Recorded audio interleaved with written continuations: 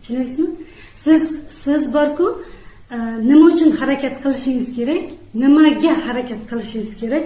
Siz agar shu maqsadni qo'yadigan bo'lsangiz, bu hech qachon amalga oshmaydi. Hozir sizga aytaman bu narsani. Bu maqsadni agar siz shu maqsad uchun kursga kelayotgan bo'lsangiz yoki shu maqsad uchun harakat qilayotgan bo'lsangiz, bu maqsadingiz hech qachon amalga oshmaydi.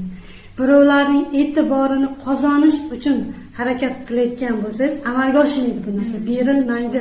Bu chunki hayotning qonunlariga zid.